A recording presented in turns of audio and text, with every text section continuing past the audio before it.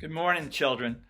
I'm happy to be sharing with you today and miss you. It's been too long since I've seen you, and I want to say thank you for paying attention to our lesson today and for enjoying whatever you learn, because God wants you to learn from the Bible, and there's so many wonderful stories in the Bible. The story we're going to read today is from very, very long ago, even long before Jesus lived.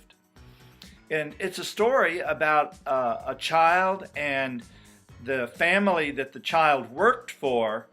And it's also a story about foreigners in a foreign land, because in the ancient times, people were bought and sold as slaves, and they had to move far from their parents and far away.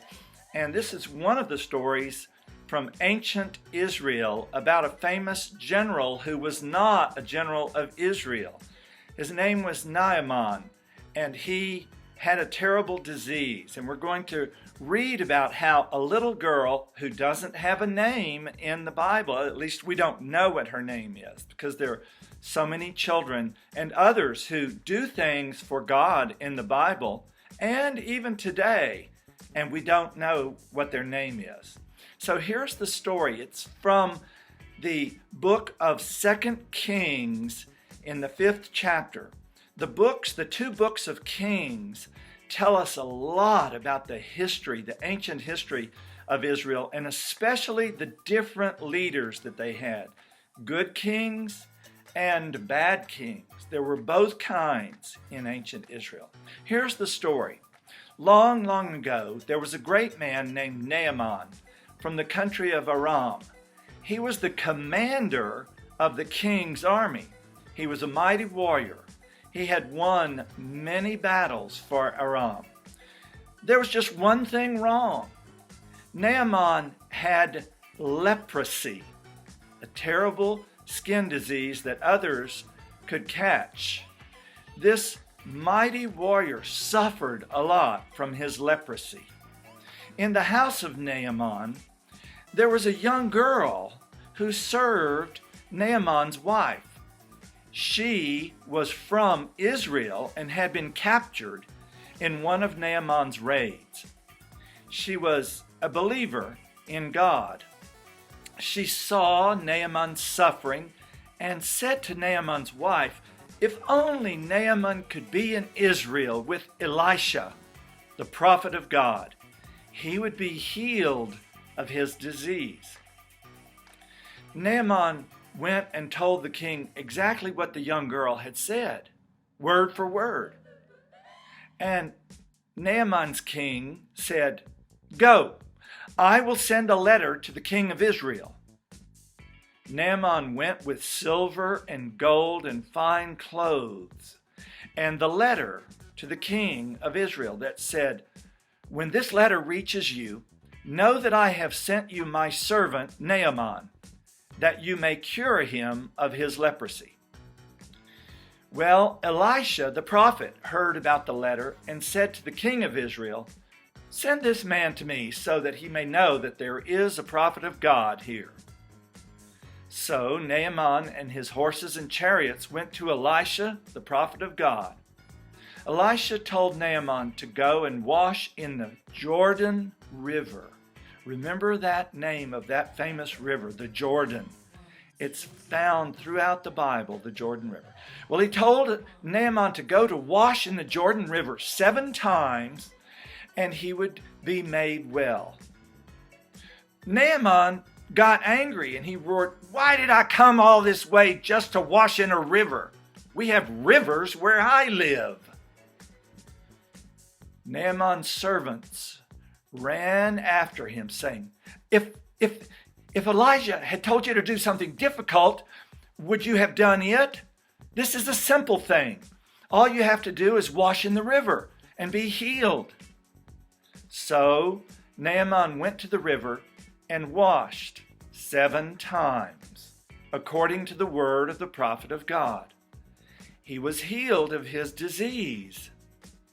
Naaman went back to Elisha and in front of all his soldiers and servants said, "Now I know that there is no God except the God of Israel."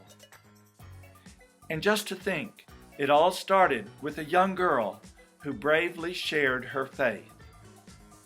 She shared her faith with her boss's wife, and it ended up helping to heal Naaman, the great foreign general. A young girl.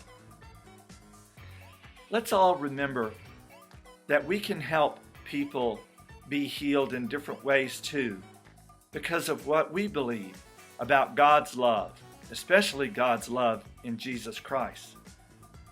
God bless you all today. Thank you for listening, and I hope you have a wonderful day today. Bye-bye.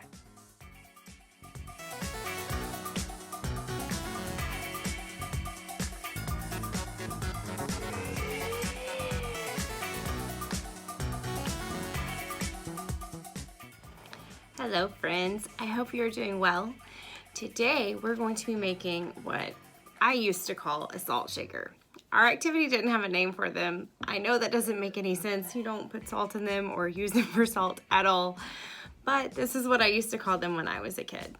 So this is what our salt shaker looks like, and it comes with instructions. Keep watching and you can watch me make mine.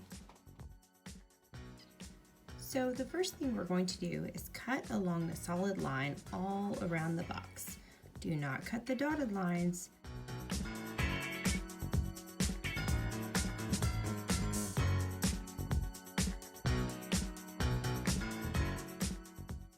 Be sure to throw away your trash.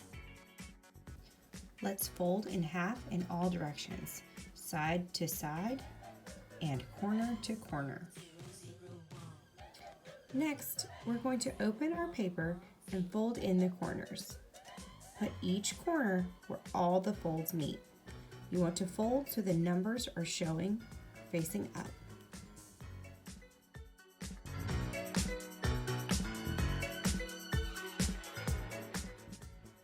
We'll repeat that last step, but this time with our new corners.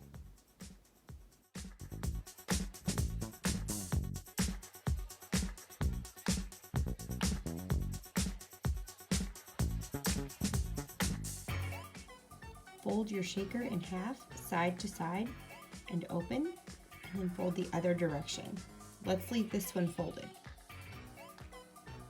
Pinch in the two corners with the thickest folds, and then gently push in so it looks like a funny diamond. Our last step is to pop out each number so you can wiggle your fingers in the middle.